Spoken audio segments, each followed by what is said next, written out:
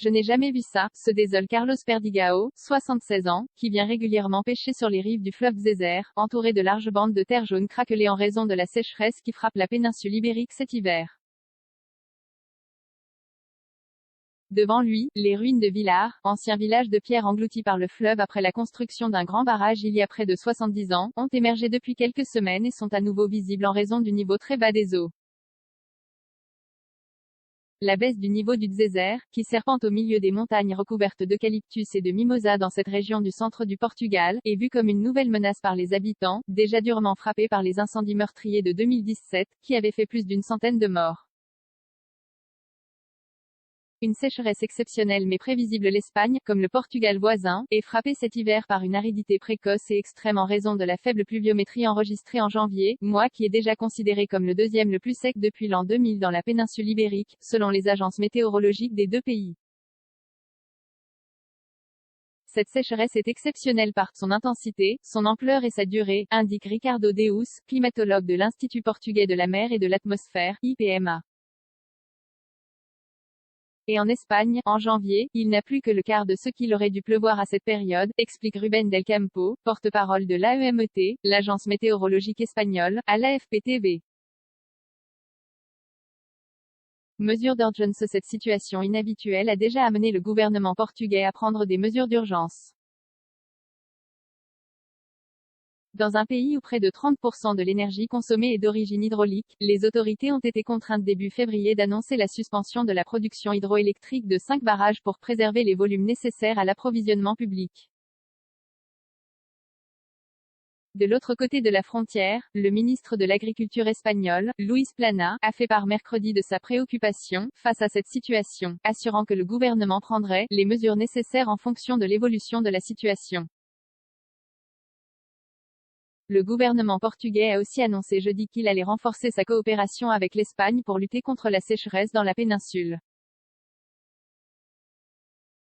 Les agriculteurs en première ligne. Les niveaux des réservoirs d'eau, dont l'apport est indispensable à l'agriculture, se situent actuellement à moins de 45% de leur capacité en Espagne, d'après les autorités de ce pays, les régions les plus touchées étant l'Andalousie, sud, et la Catalogne, nord-est.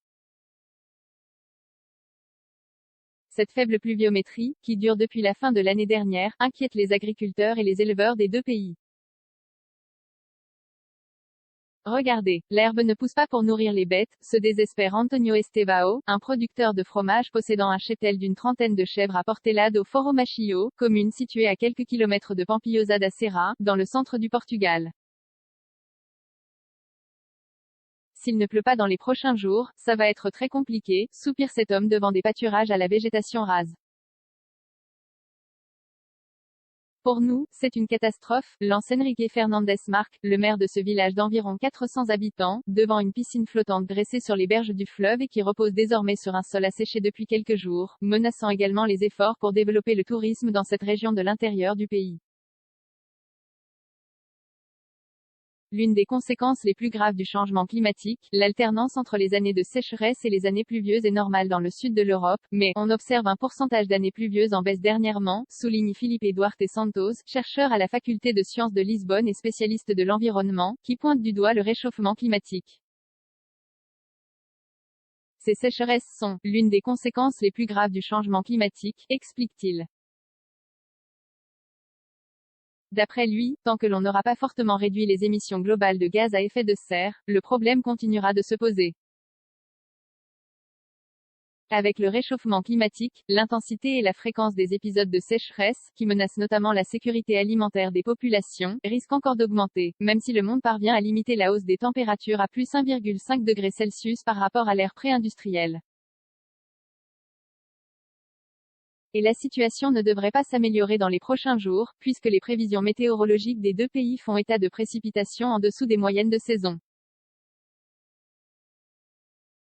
0 commentaire 875 partagé sur Messenger, partagé sur Facebook, partagé sur Twitter, partagé sur Flipboard, partagé sur Pinterest, partagé sur LinkedIn, envoyé par mail, sauvegarder une faute.